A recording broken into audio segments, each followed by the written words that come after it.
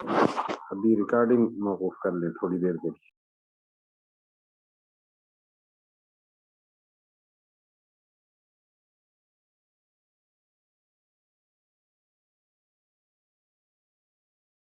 آیات مراد ہیں جاننے والا ایک ہی معنی سمجھے،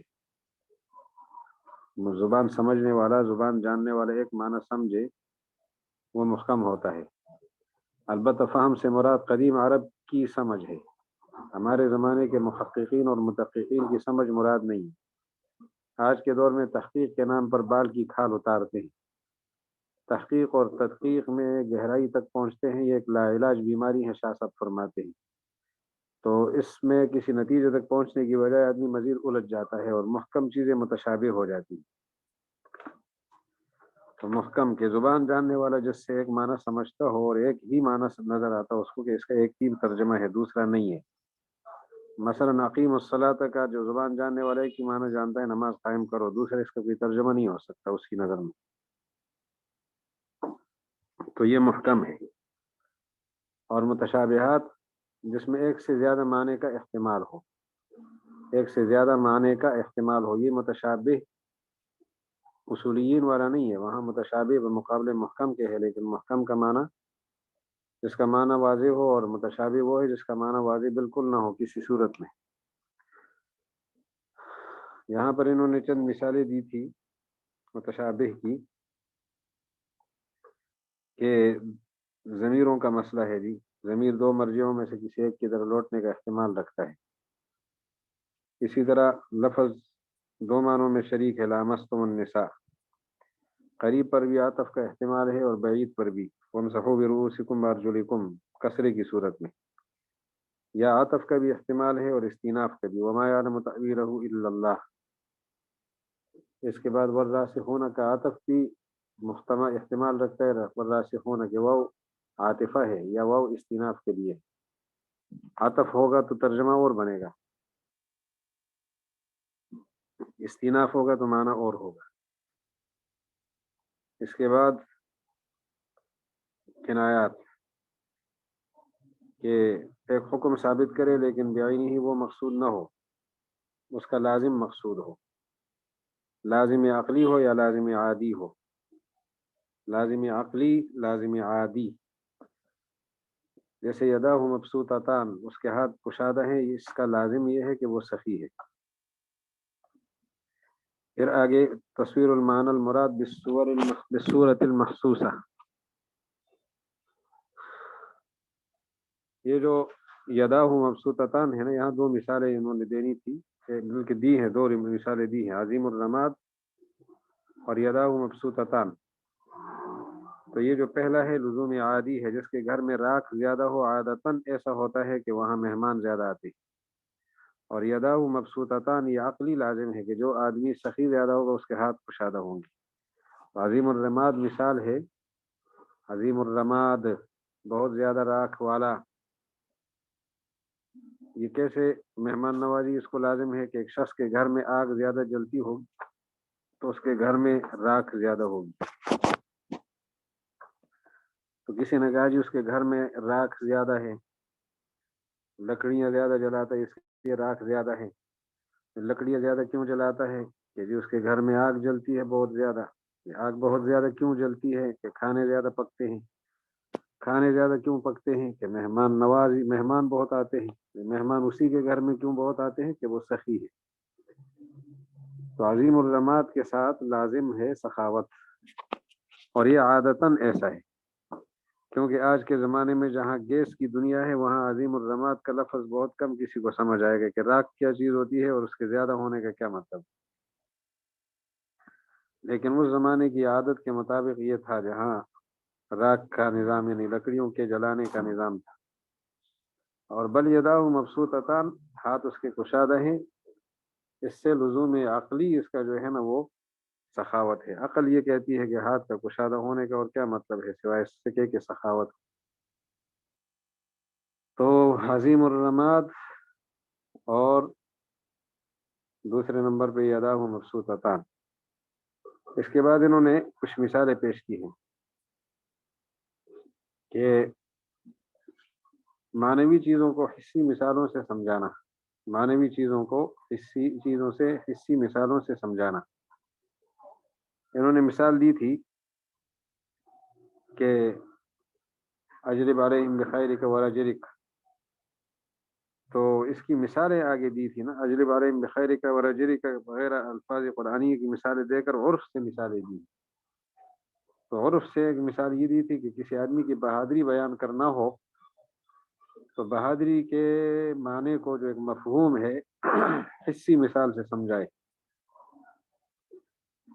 اور یہ کہے کہ یہ آدمی تلوار ادھر چلاتا ہے پھر ادھر چلاتا ہے، یہ آدمی تلوار چلاتا ہے ادھر اور ادھر، حالانکہ اس غریب نے تلوار شاید دیکھی نہ ہو، لیکن تلوار ادھر چلاتا ہے اور ادھر چلاتا ہے، اس کی بہادری کی ایک شکل پیش کر رہے، بہادری کا منظر پیش کر رہا ہے، منظر بہادری۔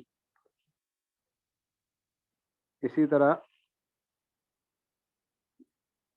اور بھی بہت ساری مثالیں ہیں، یہ نیچے مثال انہوں نے دی ہیں۔ تو اسی طرح قرآن پاک میں اجلب علیہم بخیلک ورجلک، اپنے پیدل اور گھڑ سواروں کو لے کر چڑھائی کر، ان پر چڑھا لا اپنے لشکر کو۔ تو اب شیطان کا جو حال ہے اس کو ایک حصی شکل میں پیش کیا ہے۔ بہرحال اور بھی مثالیں آپ نے پڑھی تھی، تو یہ خاکہ عرض کرنا تو دوبارہ التعریض سے اصل سبق ہمارا شروع ہے۔ التعریض،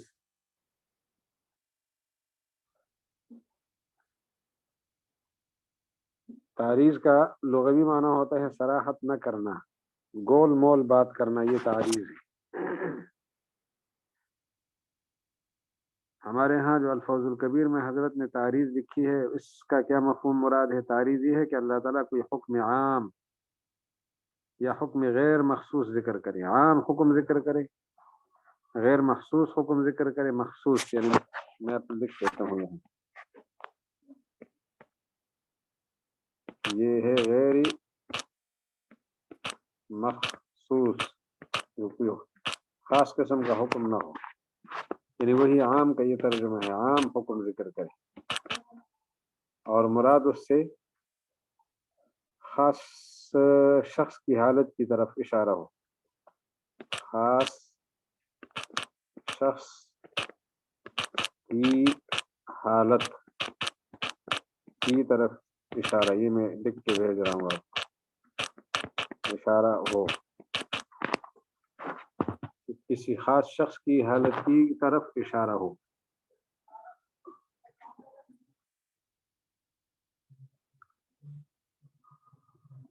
وہ کس طرح ہوگا کہ عام بات کی جا رہی ہے لیکن بیچ میں خاص آدمی کے اوصاف کا میں سے کوئی لفظ، اس کے اوصاف میں سے کوئی وصف ذکر کیا گیا تو اشارہ ہو گیا اس کی طرف۔ جیسے رسول اللہ علیہ السلام فرماتے ہیں ما بال اقوام یفعلون کذا و کذا، ایسے لوگوں کا کیا حال ہے جو ایسی ایسی حرکتیں کرتے ہیں۔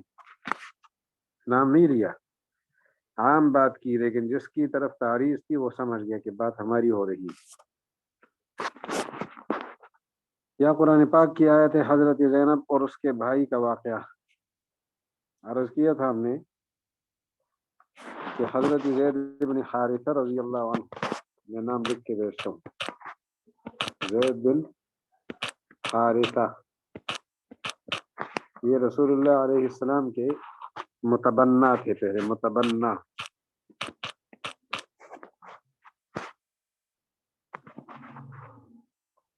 آپ علیہ الصلوۃ والسلام نے ان کے لیے رشتے کا انتظام کیا تو اپنی پھوپھی ذات حضرت زینب رضی اللہ عنہا کے خاندان سے بات ہوئی، زینب رضی اللہ عنہا، یہ نام لکھ کے بھیجتا ہوں۔ ان کے خاندان نے یہ اشکال ظاہر کیا کہ غلام تھے، پس منظر تو غلامی والا ہے، اونچا خاندان کیسے اس کو رشتہ دے؟ خاندانوں کی بھی اپنی نفسیات ہوتی ہیں، خاندان جتنا اونچا ہو اس کی ادائیں بھی اونچی ہوتی ہیں۔ پھر قریش اپنے دور میں سرداری کے اعلیٰ پائے پر فائز لوگ تھے، وہ عام دنیا کو اپنے برابر نہیں سمجھتے تھے،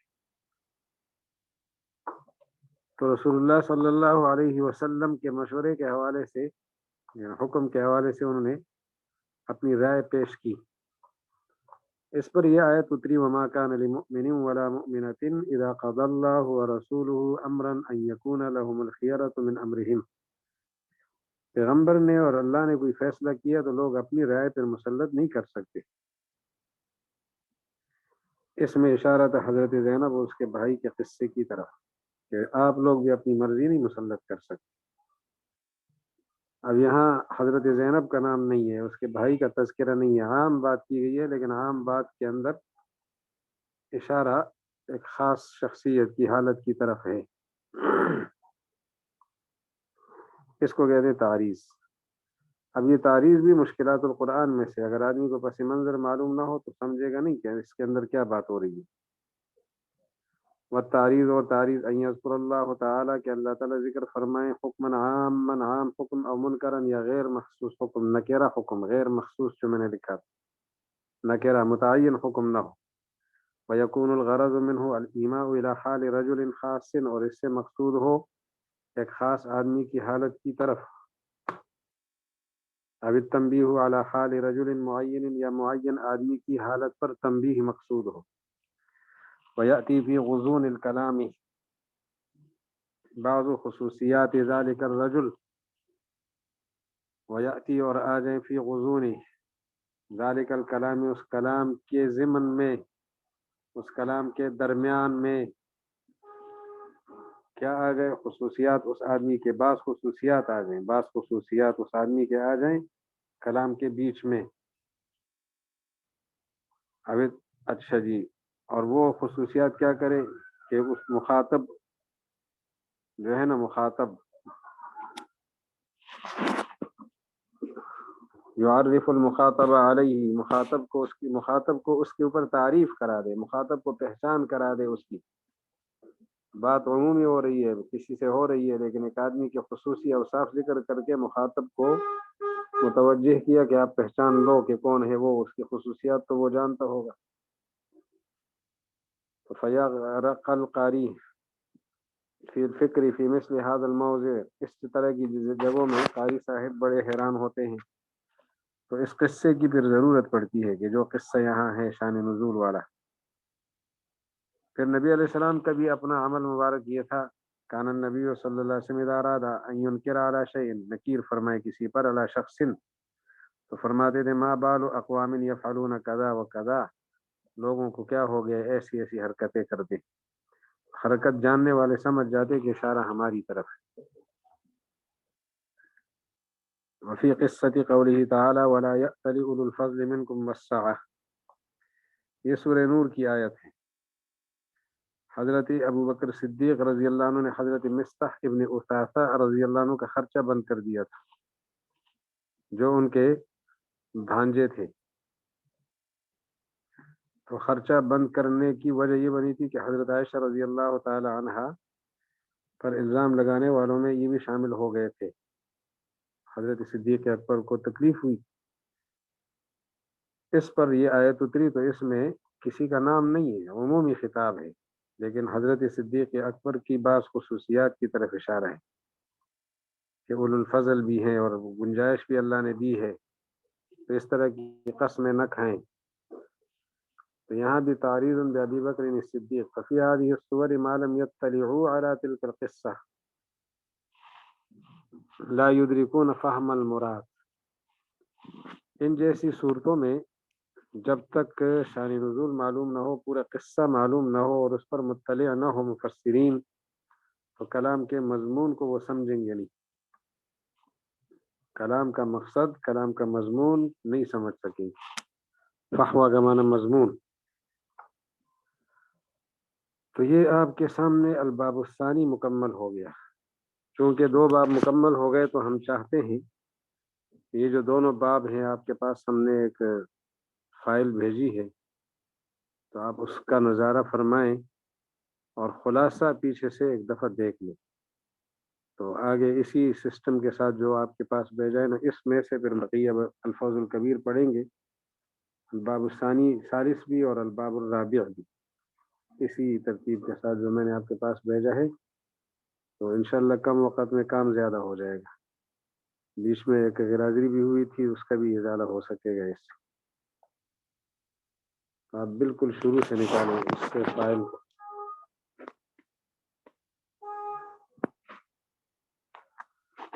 میں کیا سمجھوں کہ آپ حضرات کو سمجھ آ گیا ہے؟ آگے چلائیں.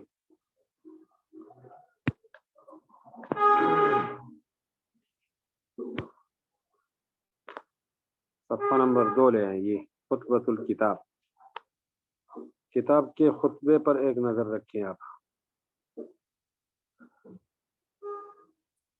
اس کی جو الفاظ الکبیر کا ٹائٹل نکالا ہے اس کو چھوڑیں، آگے چلیں. ایک صفحہ آگے دیں.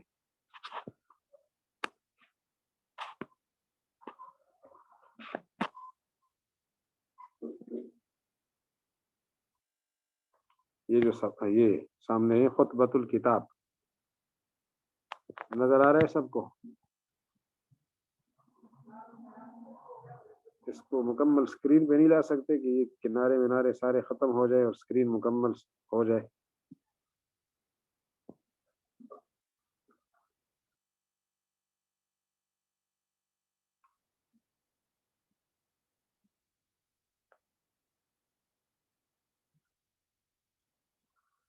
پوری سکرین جو ہے اسی کی تحویل میں چلی جائے.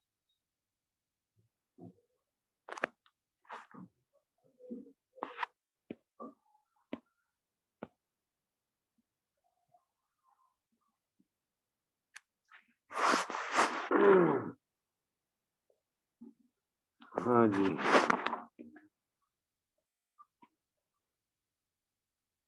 سکرین ختم ہو گئی. یہاں تو نظر نہیں آ رہی ہے.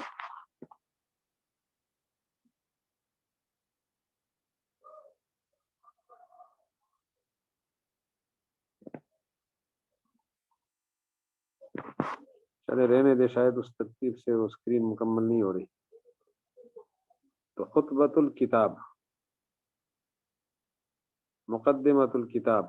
شاہ صاحب نے فرمایا تھا نا، آلاء اللہ، اللہ کے احسانات، علی ھذا العبد الضعیف، اس کمزور بندے پر کتنے ہیں؟ بے انتہا. کتنے ہیں؟ تو بے انتہا ہیں. اللہ کے احسانات بے انتہا ہیں.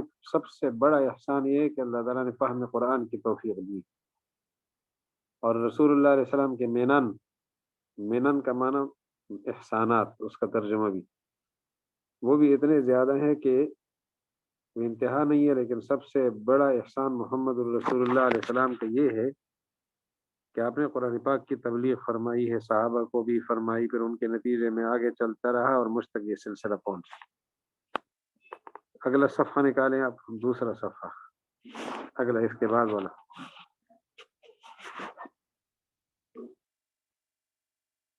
یہ نزول القرآن المجید کے مقاصد کے نیچے دیکھیں، والحق ان القصد الاصلیہ من نزول القرآن. نظر آ رہا ہے جی؟ والحق ان القصد الاصلیہ من نزول القرآن. پہلی سطر ہے یہ عنوان کے نیچے، پہلی سطر، والحق ان القصد الاصلیہ من نزول القرآن. اس پر اگر آپ اشارہ دے سکیں تو اچھا ہوگا اسکرین پر، تاکہ ناظرین کو سمجھ آئے. مقصود اصلی قرآن پاک کے نزول سے کیا ہے؟ ہوا تہذیب النفوس البشریہ، انسانی نفوس کی تہذیب اور اصلاح ہے. ودمغ العقائد الباطلہ، باطل عقائد کی، باطل عقائد کا خاتمہ ہے، بلکہ تردید کہتے، باطل عقائد کی تردید ہے. ونفی الاعمال الفاسدہ، اور فاسد اعمال اور معاصی کا خاتمہ ہے. آپ کو ہم نے عرض کیا تھا کہ قرآن پاک میں 5 علوم ہیں. وہ 5 علوم انشاءاللہ آپ کو یاد ہوں گے. علم التذکیر بآلاء اللہ ایک ہے، اور یعنی 3 تذکیرات ہیں: علم التذکیر بآلاء اللہ، علم التذکیر بایام اللہ، علم التذکیر بالموت و بعد الموت. یہ 3 چیزیں سبب نزول ہے تہذیب النفوس البشریہ، یعنی ان تینوں کے ذریعے سے تہذیب النفوس البشریہ حاصل کی جاتی ہے. انسانی نفوس کا تزکیہ ان سے ہوتا ہے، غفلت ختم ہوتی ہے 3 تذکیرات کے ساتھ: تذکیر بآلاء اللہ، تذکیر بایام اللہ، تذکیر بالموت اور بعد الموت سے. تو جو قرآن پاک کے نزول کا پہلا مقصد ہے تہذیب النفوس البشریہ، اس کے لیے تذکیرات ثلاثہ کی آیتیں نازل ہوئی ہیں، تذکیر بآلاء اللہ والی، تذکیر بایام اللہ والی، تذکیر بالموت اور بعد الموت والی۔ اور دوسرے نمبر پہ دمغ العقائد الباطلہ، تو آیات الجدل جو باطل فرقوں کے خلاف اللہ تعالیٰ نے ہمیں اسلحہ دیا ہے، اسلحہ لیس کیا ہے ہمیں، ان کے نظریات بھی بتا دیے ہیں اور ان کی نظریات کی تردید کا طریقہ بھی بتا دیا ہے،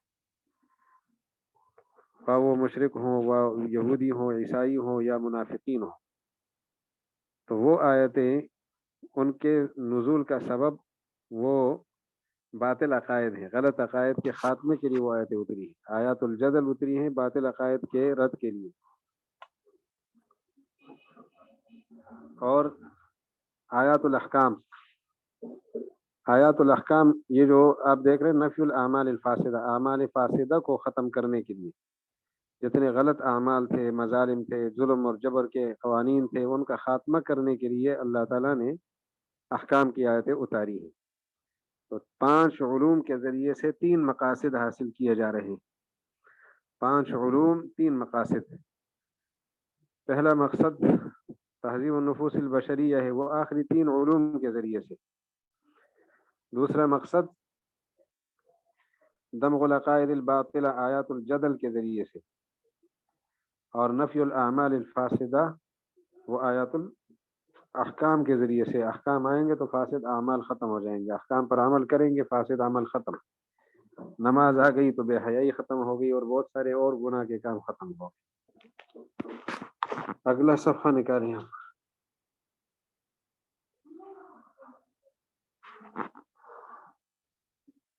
درس قرآن مجید کے بھی یہی مقاصد ہے، آپ نے اپنے علاقوں میں درس قرآن دینا ہے، اپنے شاگردوں کو پڑھانا ہے مدرسے میں یا عوام الناس میں، تو یہی 3 بنیادی مقاصد ہیں۔ قرآن پاک نے یہی مہم چلانی ہے، تہذیب و نفوس البشر، انسانی نفوس کا تزکیہ کہ دل پاک ہو جائے، دمغ العقائد الباطلہ، باطل عقائد کی تردید، باطل عقائد کا ایک خاکہ بھی پیش کیا ہے کہ آج کے دور میں کون سے باطل عقائد ہو سکتے ہیں، اور نفی الاعمال الفاسدہ، فاسد اعمال کا خاتمہ، رسومات اور معصیات، گناہوں کا 5 بڑے معاصی اور 40 یا 70 چھوٹے معاصی کے خلاف توبہ کی مہم چلانا اور انقلاب برپا کرنا۔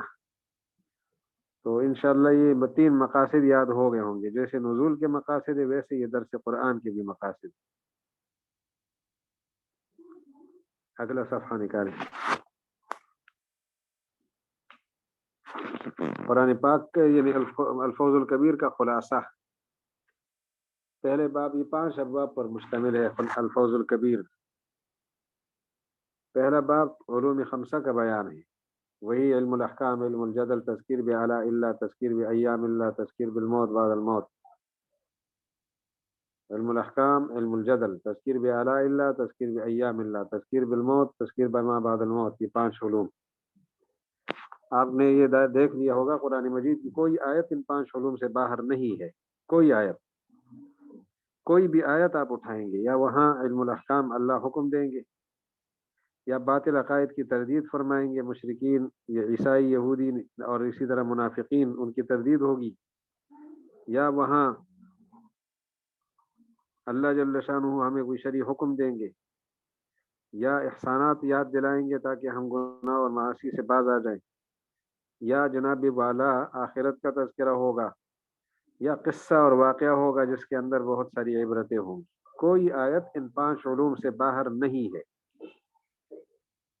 دوسرے باب میں فہم قرآن کی دشواریوں کے اسباب اور ان کا حل جو آپ نے پڑھ لیا، اور تیسرے باب میں قرآن پاک کا ناشنا اسلوب، انداز بیان زیر بحث آئے گا، ابھی ہم وہ شروع کریں گے۔ اور چوتھے باب میں فن تفسیر کا بیان ہے، صحابہ کرام اور تابعین کی تفسیر میں فرق، وہاں بتایا تھا مفسرین کرام کے 7 گروہ ہیں، محدثین، متکلمین، اصولیین کا گروہ، نحویین کا گروہ، ادیبوں کا گروہ، قراء کرام کا گروہ اور صوفیاء کرام کا گروہ، یہ 7 گروہ ہیں مفسرین کے۔ تو یہ اسکرین فل نہیں ہو سکتی نا آپ کے ہاں، یہ فل ہو جائے نا پوری اسکرین کو سلائڈ اپنے قبضے میں لے لے تو ساری چیزیں سامنے ہوں گی۔ چلو، اور 5ویں باب، اور اس کے اندر قرآنی آیت سے استنباط کا طریقہ بھی اسی باب میں ہے، باب رابع میں توجیہ اور تعویل کا تفصیلی بیان بھی ہے، اور 5واں باب قرآن پاک کے نوادرات کا بیان ہے تفصیل سے، اور اسباب نزول کا ضرورت کے بقدر بیان ہے، شان نزول کا۔ تو اگلا صفحہ نکالیں۔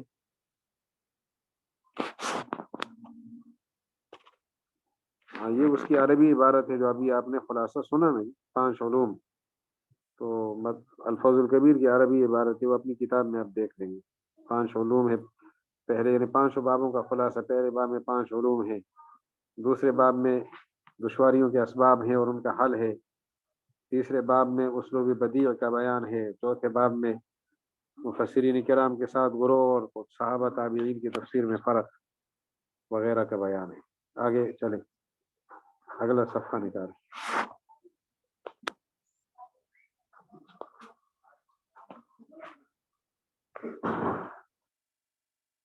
ہاں، یہ صفحہ آپ پڑھ لیں، پورا پڑھ لیں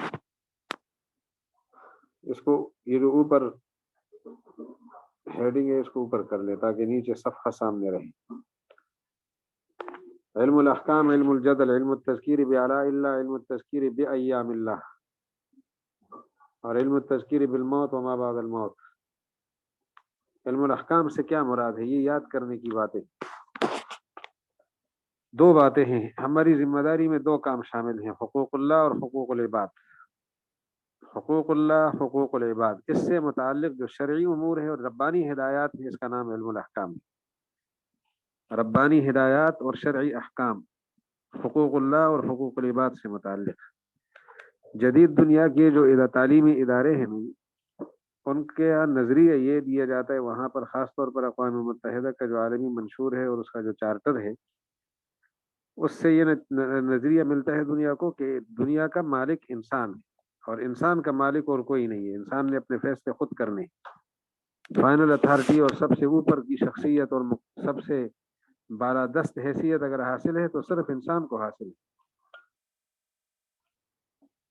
انسان کسی کے سامنے جواب دہ نہیں ہے، اس نے اپنے فیصلے خود کرنے ہیں، یہ نظریہ دیا جاتا ہے۔ اسلام میں یہ نظریہ دیا جاتا ہے کہ حقوق اللہ اور حقوق العباد ادا کرنے۔ وہاں بات ہوتی ہے حقوق انسان کی، ہیومنزم، انسانی حقوق کا تصور۔ انسانی حقوق کا لفظ استعمال کر کے انہوں نے انسان کو کسی کے ماتحت ہونے سے نکال دیا ہے، انسان کسی کے ماتحت نہیں ہے۔ اور اسلام نے حقوق العباد جو کہا تو لفظ عباد عبد کی جمع ہے، عبد بندے کو کہا جاتا ہے، تو بندہ کسی کا ہوگا نا، تو اس میں خود بخود یہ ذہنیت بن گئی کہ ہم کسی کے آگے جواب دیں، کسی کے پابند ہیں۔ تو حقوق اللہ اور حقوق العباد سے متعلق ربانی ہدایات اور شرعی امور، یہ احکام ہیں۔ اس میں عبادت بھی ہے جس میں نماز، روزہ، حج، زکوٰۃ، اس میں تدبیری منزل بھی ہے، گھریلو زندگی، اس میں سیاست مدنیہ بھی ہے، شہری زندگی کے احکامات اور ملک کا نظم و نسق، سیاسی زندگی۔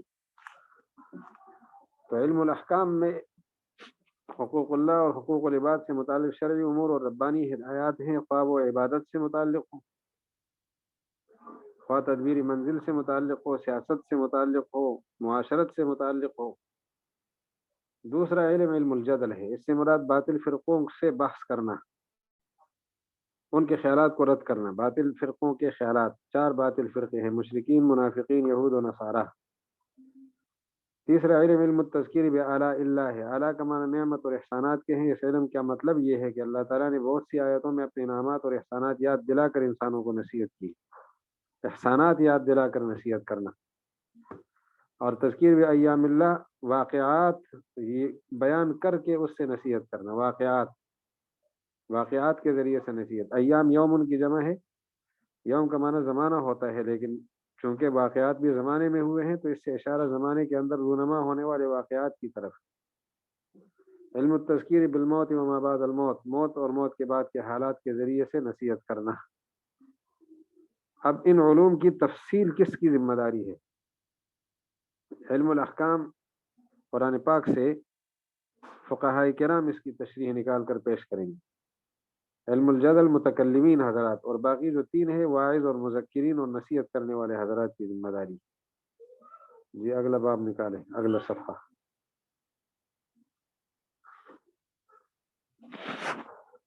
یہ آپ کے سامنے ہے، پہلی سطر ذرا غور سے دیکھیں۔ علم الاحکام، ربانی ہدایات حقوق اللہ اور حقوق العباد سے متعلق، جس کا مطلب یہ بھی بن سکتا ہے الفاظ کے فرق کے ساتھ کہ دین اور دنیا میں جو چیزیں انسان کے لیے ضروری اور مفید ہیں ان کا بیان۔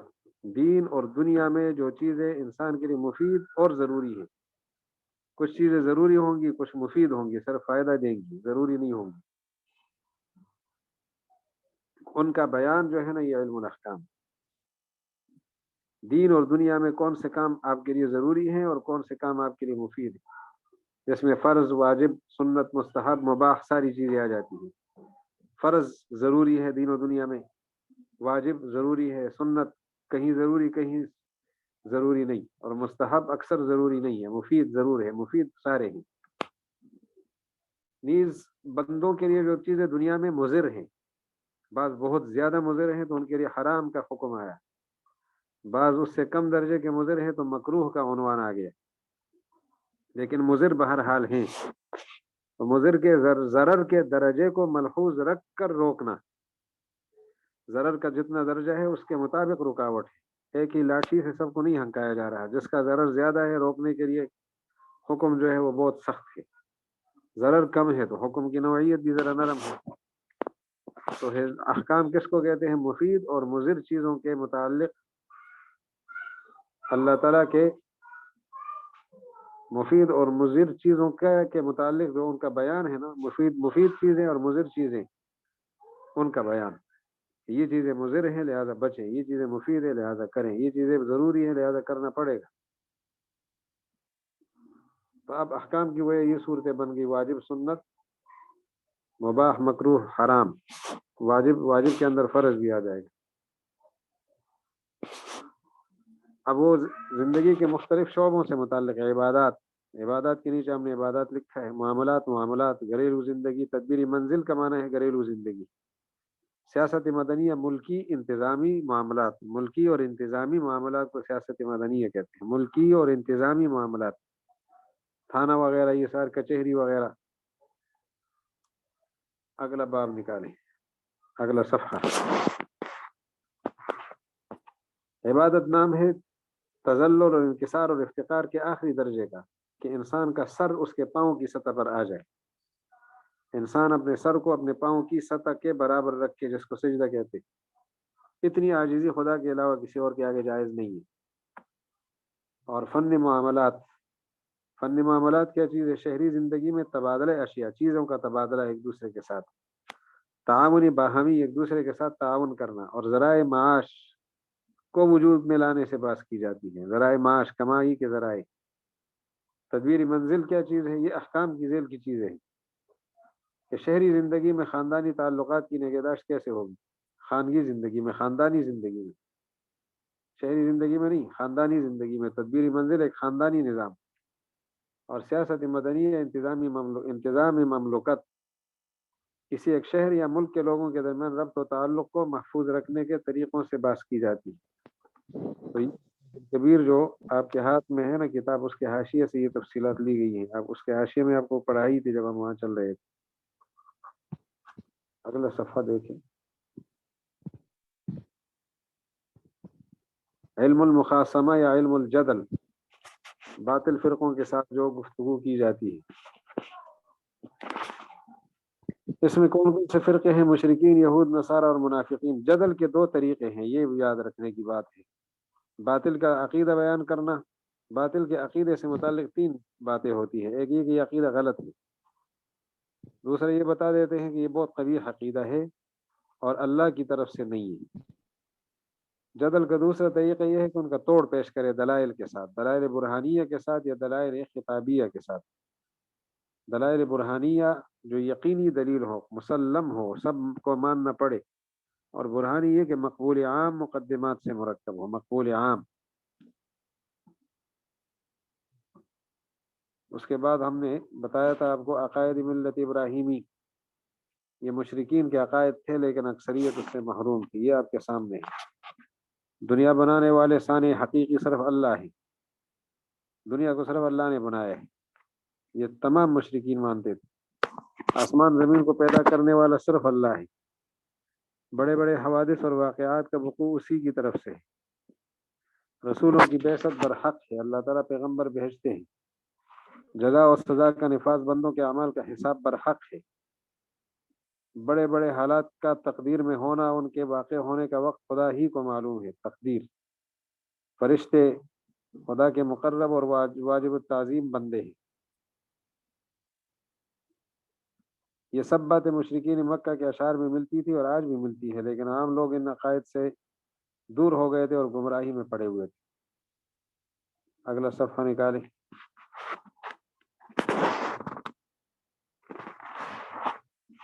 حج بیت اللہ، یہ ملت ابراہیمی کے شعائر ہیں۔ شعائر کا معنی امتیازی نشانیاں، پہچان کی علامتیں، جیسے کارخانوں کے لیے ٹریڈ مارک ہے۔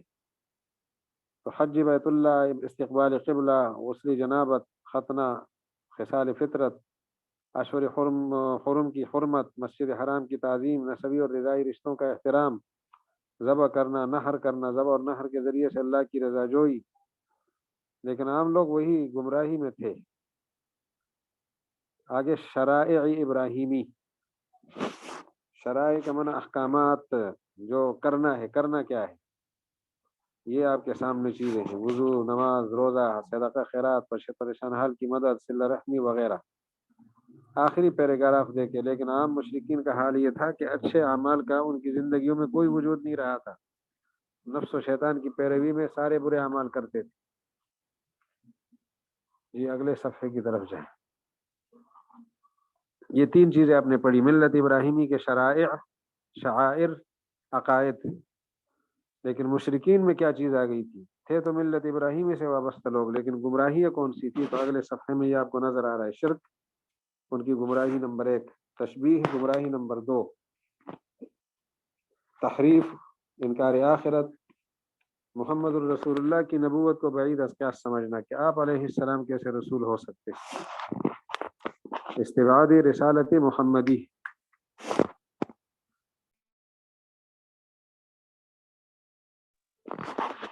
کہ محمد الرسول اللہ کیسے نبی ہے؟ نبی آتے رہے ہیں، لیکن آپ کیسے نبی ہیں؟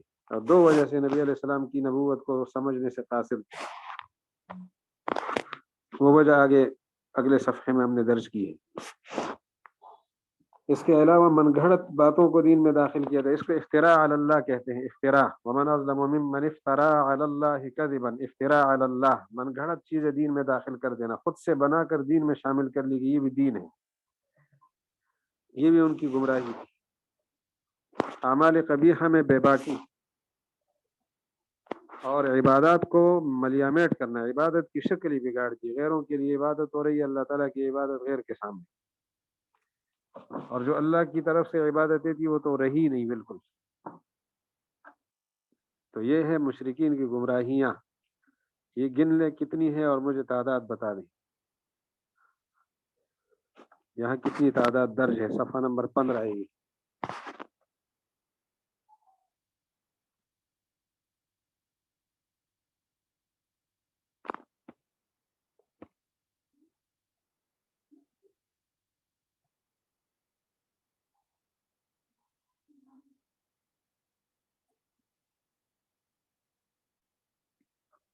اس وقت آپ صرف سکرین دیکھیں، باہر کی دنیا کو نہ دیکھیں، سکرین دیکھیں، لکھنا بھی منع ہے۔ یہ سارا کچھ آپ کو بھیج دیں گے بعد میں ذمہ دار حضرات،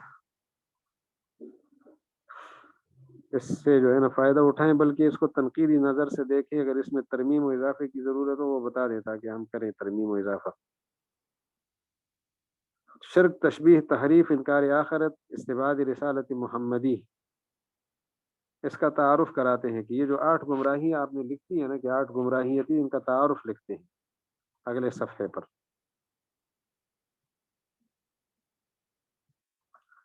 اس میں سے 5 چیزیں ان میں سے خاص طور پر آپ کے سامنے رکھی ہیں، یہی 5 بنیادی ہیں۔ سب سے پہلے شرک کہتے کس کو ہیں؟ تو آپ کو نظر آ رہا ہوگا شرک کس کو کہتے ہیں، اسکرین پہ دیکھیں۔ اللہ کی خاص صفات کو غیر اللہ کے لیے ثابت کرنا یہ شرک ہے۔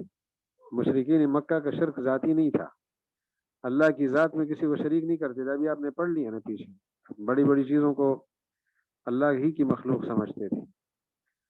البتہ یہ جو شرک پیدا ہوا تھا یہ نیچے اس کے خاکے ہیں، چار باتیں ہیں۔ شرک پھر علم پیدا ہو گیا تھا، شرک پھر تصرف، پھر ارادہ پیدا ہو گیا تھا کہ ارادے کے ساتھ تصرف کرنے والا شرک، کن فیکون والی صفت کسی اور کو حاصل ہے گویا کہ معاذ اللہ۔ شرک پھر دعا، غائبانہ طور پر پکارنا، اور عبادت والا شرک۔ تشبیہ، تشبیہ کس کو کہتے ہیں؟ بشری صفت اللہ کے لیے ثابت کرنا، اس کے نیچے یہ موجود ہے۔ ملائکہ کو بنات اللہ کہا، اللہ کے واسطے جسم اور مکان تک کے قائل ہو گئے۔ تحریف، من گڑت باتیں دین میں داخل کرنا، اختراع، بت پرستی دین میں آ گئی، یہ تو شریعت میں نہیں تھی، اور ملت ابراہیمی کا سمجھتے ہیں خود کو، اور یہ چیز موجود ہے۔ بحیرہ، صاحبہ، وسیلہ، حام، اور استقسام، لاٹری کے تیروں کے ذریعے سے قسمت آزمائی۔ اجداد کے اجداد، باپ دادا کے آثار کو قطعی دلیل سمجھنا۔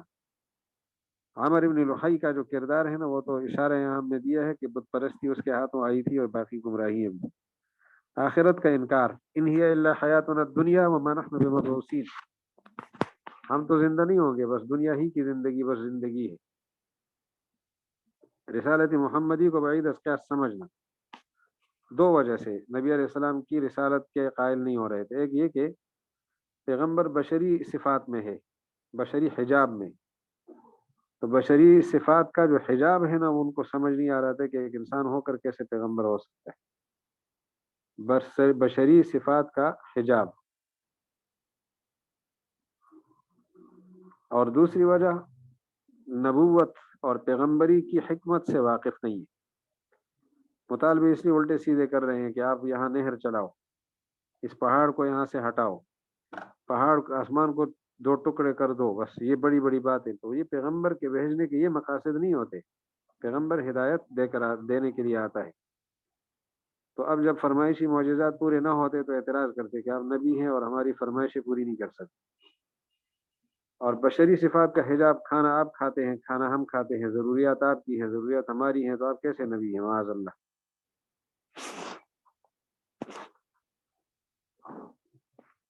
مشرکین کا نمونہ آج کے دور میں دیکھنا ہو تو مشرکین عرب کے عقائد اور اعمال اور احوال کا صحیح صورت اندازہ لگانا ہو تو عصر حاضر کی دینی تعلیم سے ناشنا لوگوں کو دیکھے، جو دینی تعلیم سے واقف نہیں ہے، اسلامی شعائر سے بے بہرہ ہیں، ناخواندہ مسلمان ہیں۔ تو مشرکین جو ہے نا، نبی کے وجود کو مانتے تھے، لیکن اپنے دور میں محمد الرسول اللہ کیسے نبی ہو گئی، ان کے لیے عجیب بات۔ تو آج کے لوگوں کے لیے بھائی ولی تو ہو سکتا ہے، لیکن ہمارے اندر کیسے ولی پیدا ہو سکتے ہیں؟ اب موجود نہیں ہے، ولی گزر گئے۔ قبروں کو سجدہ کرنا ان میں ہے، انبیاء اولیاء کو مشکل کشا حاجت روا سمجھنا ان میں ہے، تحریف دین، بدعات اور رسومات ہمارے اندر موجود ہے۔ یہ جو مشرکین کا نمونہ ہے نا، ہم نے اس کو غیر مسلموں میں نہیں دیکھنا، مسلمانوں کے اندر یہ نمونے موجود ہیں، خود مسلمانوں میں۔ مشرکین کا نمونہ مسلمانوں میں دیکھنا ہے، اگر غیر مسلم ہے وہ تو ہے ہی مشرک، مسلمانوں کے اندر مشرکین کے نمونے دیکھنے۔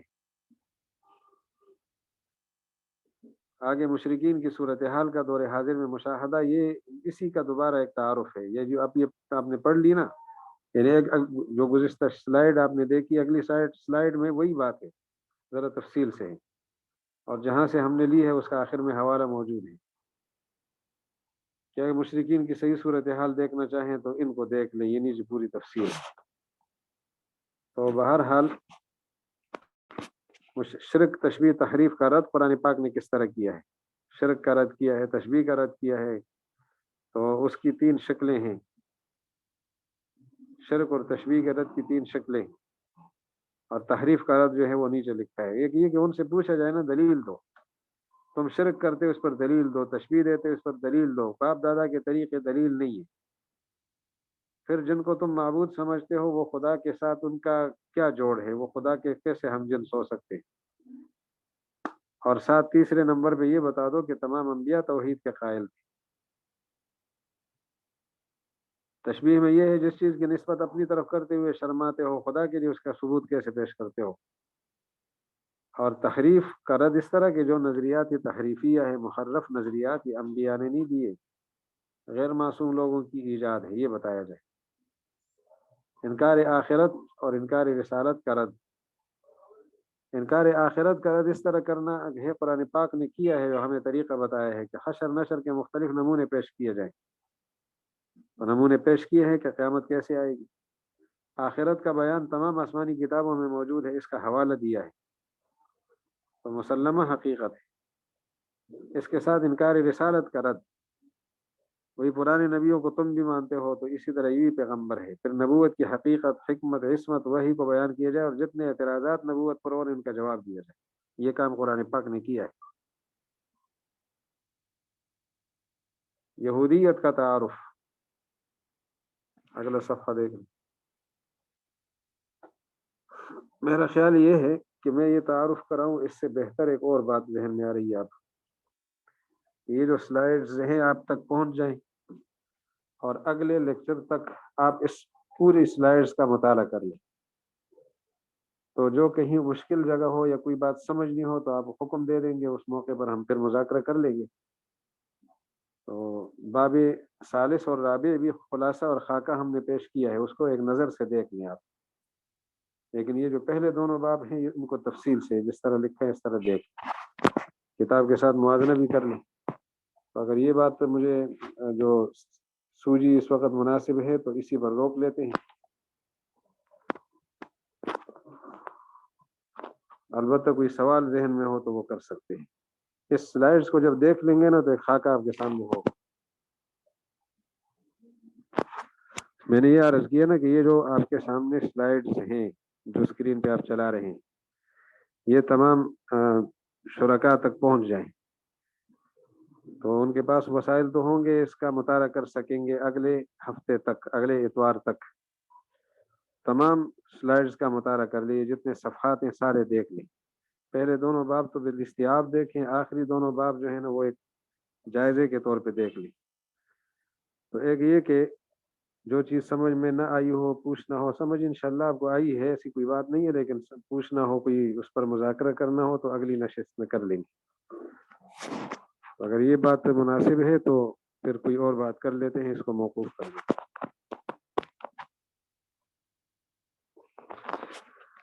باب ثالث اس وقت کھول دیں، لیکن اسی سلائیڈز میں سے کھول دیں تاکہ اس کا خلاصہ آپ کے سامنے آئے۔ میں آپ کو صفحہ بتا دیتا ہوں، ایک منٹ۔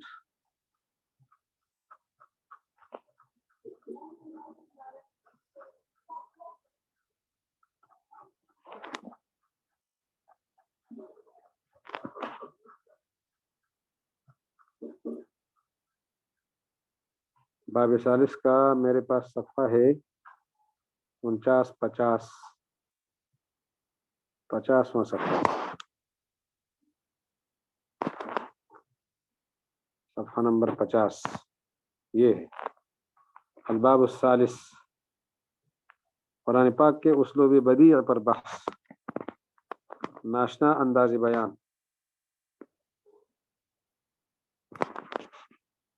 قرآن پاک کا ناشنا انداز بیان، یہ جو باب ہے باب ثالث، اس میں 4 فصلیں ہیں۔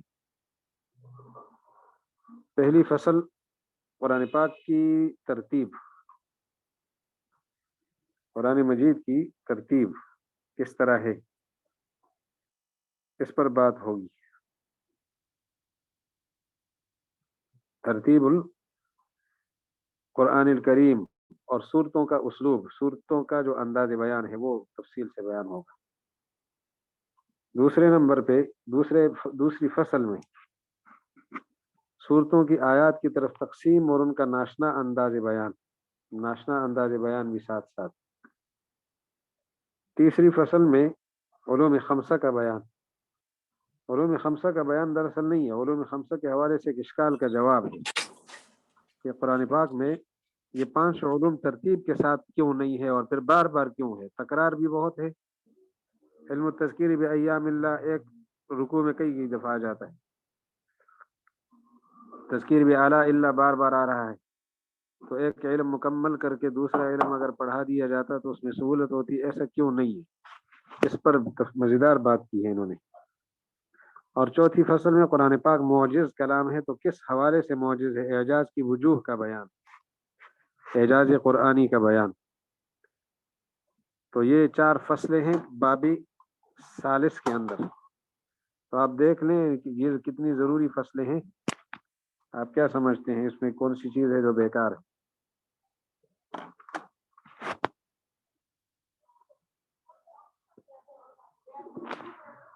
اب جو سب سے پہلے انہوں نے کہا نا قرآن پاک کی ترتیب اور صورتوں کا اسلوب، یہ آپ کے سامنے جو سلائیڈ ہے اس کو دیکھیں۔ قرآن کریم مکتوبات اور پیغامات کے مجموعے کی طرح ہے، مکتوبات اور پیغامات کا مجموعہ، شاہی پیغامات، جیسے بادشاہ اپنی رعایا کے لیے خاص موقع پر کوئی حکم بھیجتا ہے اور رعایا میں کوئی یا آگے ان کے متعلقین جمع کر کے اس کو کتاب بنا دے۔ اللہ تعالیٰ بادشاہ علی الاطلاق ان کے شاہی فرامین کا یہ مجموعہ ہے، محمد الرسول اللہ علیہ وسلم لاتے تھے، رسول اللہ علیہ السلام کو پہنچاتے تھے، صحابہ کرام نے اسے مدون کر کے مصحف عثمانی کے عنوان سے دنیا میں پیش کر دیا۔ یہ اللہ کے فرامین کا مجموعہ ہے۔ اب قرآن پاک کی صورتوں کی جو تقسیم ہے، تو صحابہ کے زمانے میں صورتیں 4 قسم کی سمجھی جاتی تھی، یہ ذرا دیکھ لیں۔ 4 قسم کی، السبع الطول، 7 لمبی صورتیں، 7 لمبی صورتیں کون کون سی ہیں؟ آپ کے علم میں اگر ہو تو بتا دیں۔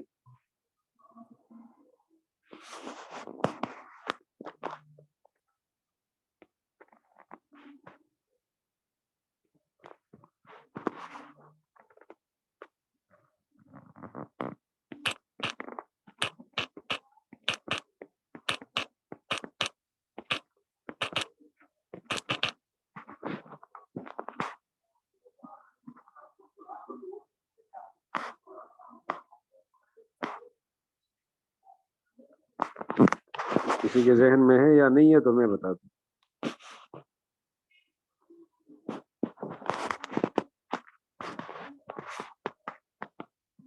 پھر یہ دیکھ لو،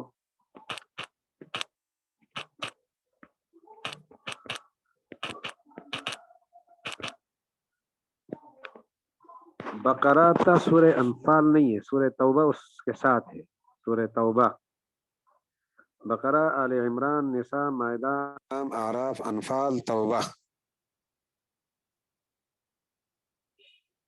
توبہ، اب سوال یہ ہوگا کہ توبہ سمیت تو 8 بنتی ہیں، یہاں تو سبع الطول لکھا ہے، 7 لمبی صورتیں۔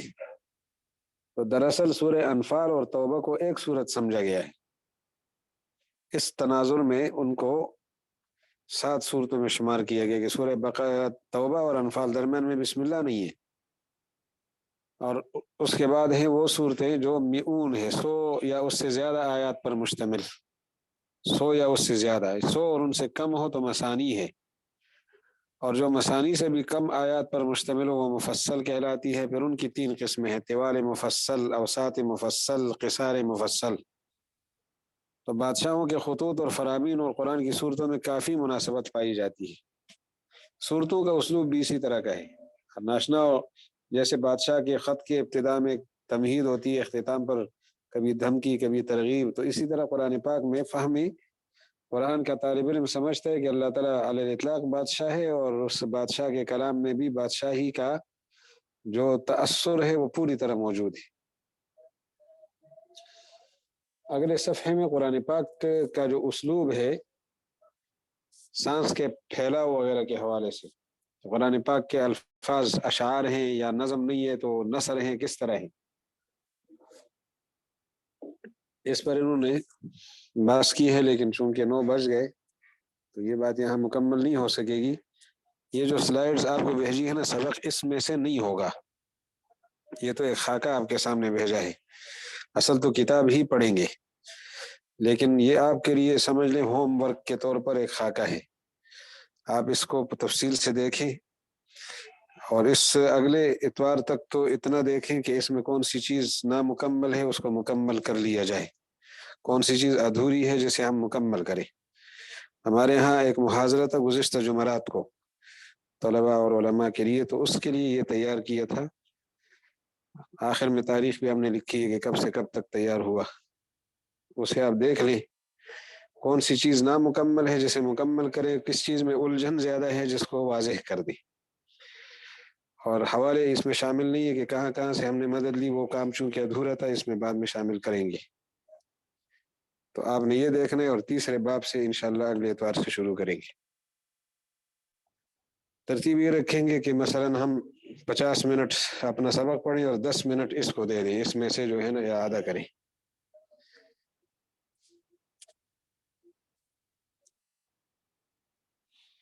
امید ہے سمجھ آئی ہوگی، اگر وقت آپ کے پاس ہے تو کوئی سوال کرنا چاہیں تو کر سکتا ہے، نہیں ہے تو پھر الی اللقاء اگلی نشست تک۔